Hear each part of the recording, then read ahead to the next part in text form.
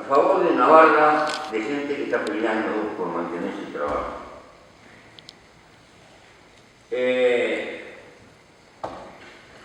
Y cuando el origen del capital es francamente social, no sé lo que pasa en otro país, pero en este país el principal banco, 60 y pico % del movimiento bancario, es del Estado. Y yo no sé si anda muy bien o anda muy mal. Lo que sé es que todos los empleados públicos que tiene este país, que son unos cuantos,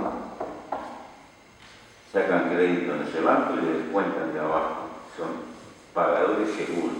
Y con una tasa, que ya te lo digo, y pienso que el origen de esa ganancia es francamente social, porque es ganancia que dejan los trabajadores.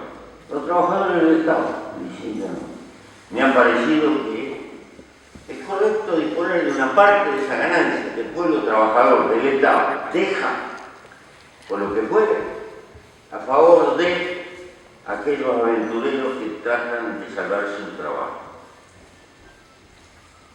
¿Por qué? Porque esto es parte de la construcción de los bienes públicos. Si queremos una economía alternativa, alguien tiene que haber, el Estado tiene que jugar. Así como tiene que haber un servicio público de enseñanza, tiene que haber un servicio que es una forma de redistribuir, tiene que haber un servicio de financiar, de iniciativa de la gente. Y que suena. Y lo tiene que hacer el Estado, no se le puede pretender que la empresa privada tenga semejante generosidad. Es una forma de redistribuir. Ahora bien, pero ¿cuáles son las dificultades más grandes? Otra vez, la peor dificultad es la obsolencia con lo que se arranca. En general. Es muy difícil que una fábrica que se fundió y que no la pudo hacer andar capitalista y que alargó, la puedan hacer andar sus trabajadores. Fundamentalmente porque tiene retraso tecnológico y porque necesariamente los trabajadores no están educados para patrones. No tienen. Y entonces, como decía el compañero, están hackeados por una economía de mercado y tienen que salir a pelear en el mercado. Y es lógico que los trabajadores sean solidarios con su gente y nunca quieren dejar a los compañeros por el camino. Y frecuentemente por eso mismo se usa todo. ¿Por qué? Otra vez. Hay que aprender, y esto es una de las cosas más duras que existen en la economía autogestionada, por lo menos. Algo que debería llamarse la acumulación primitiva. Si tienes dificultades de capital, no tienes, y en general el problema de la estrechez de espalda es lo que le crea mayores dificultades a los compañeros en todas partes. Desde que el mundo es mundo, si no te prestan, tiene que salir de tu trabajo. Así como el compañero planteaba la brutal resistencia de la pequeña economía que nos hace sustentables y que nos da capacidad de resistencia y que tiene esta característica, tiene mucho ingenio, pero tiene una cota real de autoexplotación. Si se compara el tiempo y el producto que da ese trabajo. ¿Por qué? Porque en general es un trabajo relativamente precario en materia de medio y con baja productividad. Pero es lo que podemos hacer. Más claro, no somos oficiales de albañil, nos ponemos a construir una casa. Y vamos haciendo lo que podemos. Y nos pasamos 4 años de rato construyendo la casa. Primero una pieza con el baño. El barrio donde yo nací se hizo así. Lo hicieron los obreros como judíos. Y todos aprendieron a ser medianamente constructores. Ahora, la productividad por hora de ese trabajo, si la comparamos con un profesional de la construcción, es ridícula. Probablemente cuando terminemos la casa somos medio oficiales. Pero pongo estas cosas porque estas son de la vida real. Estas existen.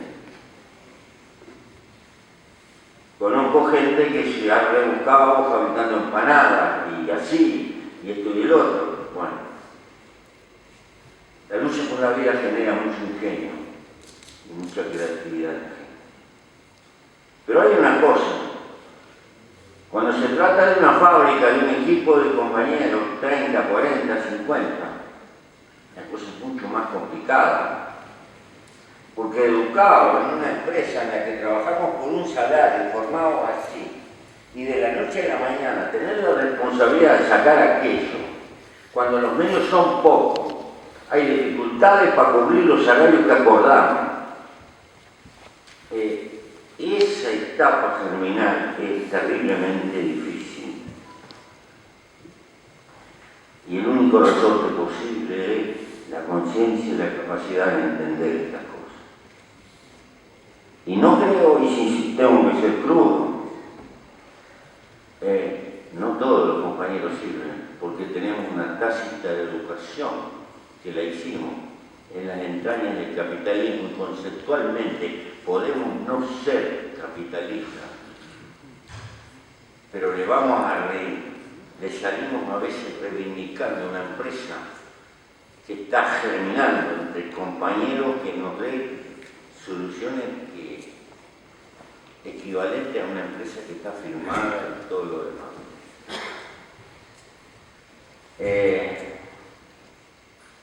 Sin embargo, hay empresas de estas en el mundo que han resistido más que la Unión Soviética. Hay en el mundo, hay en España, hay en Italia, en la Toscana, por ahí, existen cosas de estas que duraron más que el fascismo y más que el Estado socialista y todo lo demás. Porque hubo gente que desarrolló una conciencia de defender. No planteo este camino como una quimera de transformar el mundo. Lo que estoy planteando, la importancia que tienen en estas cosas en el marco de una política de resistencia. Porque paralelamente hay que luchar por la posición del Estado, por la construcción de bienes públicos, porque si no es un partido inacabable. Si no se le entra a la política del Estado, con cambios en la correlación de fuerza, lo demás es posible. Pero cuando se tambalea el péndulo de la historia nos empuja hacia políticas de derecha, también tenemos que tener políticas de resistencia. Y como decía el compañero, yo creo que vale el aprender a revolverse, es una manera de no resignarse. Porque si no, uno tiene que estar mendigando que el Estado te tire un plato de comida. ¿Para qué?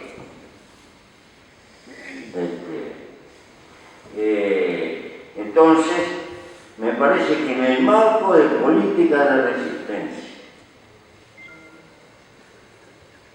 están estos aspectos, el papel de la cultura y en la construcción de las herramientas de cambio, este papel de la cultura.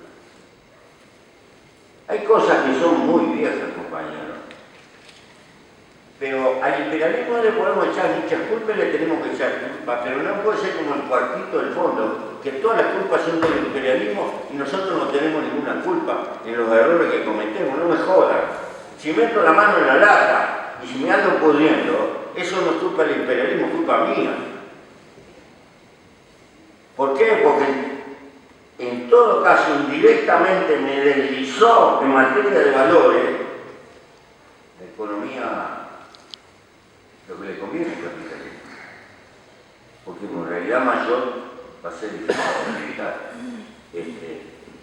Entonces, me parece que la cuestión de la ética y la cuestión de la cultura y la cuestión del compromiso en las vanguardias que quieren pelear por el cambio social pasa a ser una cosa central, porque los hombres, como el pescado, nos podrimos por la cabeza. Y nos podrimos por la cabeza porque indirectamente tienden la mesa. Señor Paquí, señor Paisar, te ponen en el mantel, empezás a ser importante y esto y lo otro, y te crees que te ponen gratis en la mesa. Cuando quieres acordarte, crees que la mesa es tuya.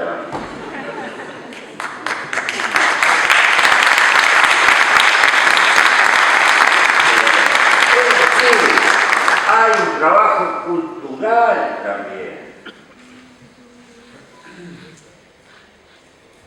No se puede ser tan bestia de no ser urbanista, y hay que sentarse en cualquier lado. Y hay que negociar con Dios, con el diablo, con lo que fuere. Pero el problema es tener claro a qué cuadro se pertenece. Esta es la cuestión. Y me parece que esto es importante. No pasa en mi país, porque somos chiquitos y chismosos nos conocemos todos, tal vez no sé. Tenemos un movimiento sindical sano desde el punto de vista de la corruptela, pero no es común en América Latina, por desgracia. Hay demasiada corruptela en los movimientos sindicales en América Latina.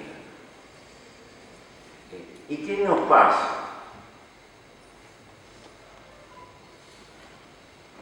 Pasa lo de Trump, pasa el desencanto de la gente, pasa la pérdida de confianza en las políticas, como la mientras. Pasa, son todos iguales, es todo lo mismo. Es lo mismo el PT que el PMDB, que todo lo mismo. Y al final quedamos todos metidos en lo mismo. Y si la gente no confía en algo, ¿qué le queda? ¿Qué le queda? La atomización, el hacer la tuya, el renunciar a la organización social, el renunciar al pacto colectivo de lucha. ¿Y cómo se lucha? Sin herramientas colectivas. Está también, compañeros, son cuestiones culturales, porque si no puede ser que este viejo está de cura, no quiere hacer santo. Yo no quiero hacer santo a nadie. Hay que ser pecadores como la gente, pero pecadores por la vida, por las cosas trascendentes, no por la porquería de la inmundicia que nos plantea el capitalismo. Todo el negocio, todo hay que ganar un montón de plata, todo hay que cambiar de auto, todo hay que tener un salario de gran forma. Y parece que los técnicos calificados hay que pagarlos muy alto. Tiene que ser una cosa bárbara. Y yo estoy pensando exactamente al revés. Estoy pensando exactamente al revés, porque la política no puede ser una profesión, la política es una pasión. Por la transformación y por el compromiso con la gente. El que quiere mucho la guita, que vaya a hacer guita, pero hay que plantarlo, que vaya a hacer guita y pague impuestos. Hay que elegir en el cardumen humano. Todos nos servimos para jugadores de fútbol de primera, unos pocos. Ni todos servimos para ingenieros. Ni todos podemos ser grandes cardiólogos o capos en la biología molecular o lo que quieran. Bueno, en la lucha política también, por lo menos en la nomenclatura, hay que meterle el bisturí en la estripa, verle el alma. Porque si falla el compromiso ético, falla todo. Absolutamente todo. Y nosotros tenemos una crisis global de ética, es lo que más le conviene al capitalismo. Todos somos lo mismo. Digo esto por lo que está pasando en Europa, por el canto de la derecha, lo que pasa en Estados Unidos. Fíjense, estoy el otro día en México, en la maquila ganan $3 y medio por día. Es una hora del laburo del personal de servicio de este país. En el día gana lo que gana una doméstica, el esposito que esté en ley, gana lo mismo en el día. Entonces uno dice, claro, en Tijuana ponen carteles, se presionan trabajadores, seguro, para que vengan a trabajar por 100 pesos, por día, no echamos, pero hay gente que labura. Ahora, dice un dirigente sindical, el metalúrgico en Estados Unidos, ganan lo mismo que mi abuelo. Esos son los votantes del Trump. En realidad son un piso de clase media, laburante, pero que se sienten en la incertidumbre y congelados, a pesar de que la riqueza de Estados Unidos creció. Entonces, uno pensaría, pero con este tratado se empobrecieron los mexicanos, nunca. 2 millones de campesinos la quedaron, porque no pueden competir con la agricultura americana, que además está mantenida por raza mexicana. Pero como tienen una productividad y una tecnología superior, entonces ¿quién ganó? Ganaron las empresas transnacionales, ni siquiera los pueblos. Esta literatura, entonces está reconstruyendo el mundo, pero genera sus propias, estas son contradicciones dentro de la propia derecha. El sistema multinacional está generando condiciones para estos monstruitos que te plantean una alternativa del tipo 1930 de Francia para los franceses, la culpa la tienen los chinos, la culpa la tienen los mexicanos, la culpa la tienen los negros de África, los sirios, la culpa se está presionando y estamos asistiendo a ese espectáculo. En ese marco, concuerdo con los compañeros que la política de resistencia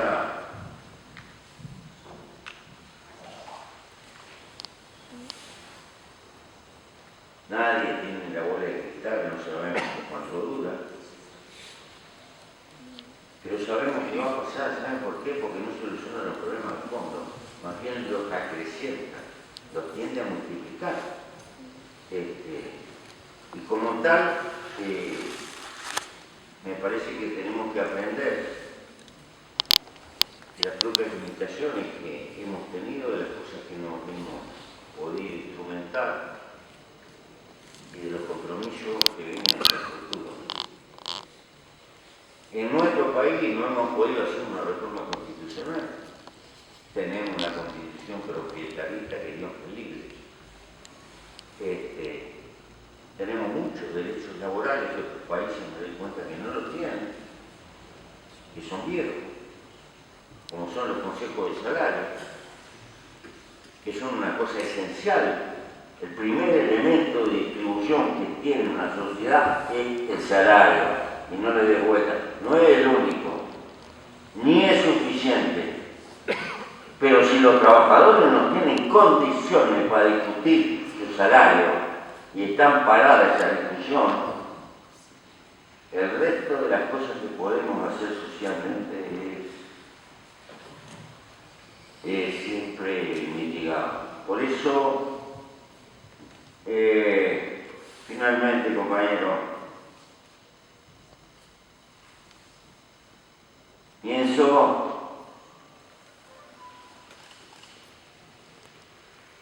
que la educación en la responsabilidad del trabajo, no para que le chupen la plusvalía, pero para recordar que el trabajo es el motor del progreso social, es una cosa importante, muy importante. Y como decían los viejos anarquistas, que te echen del laburo por pelear tus derechos, pero no por ser mal trabajador. La diferencia, la gran diferencia que tiene un trabajador que no es explotador, no vive a costilla del trabajo ajeno. Y me parece que sería una buena cosa en los tiempos modernos recordarlo.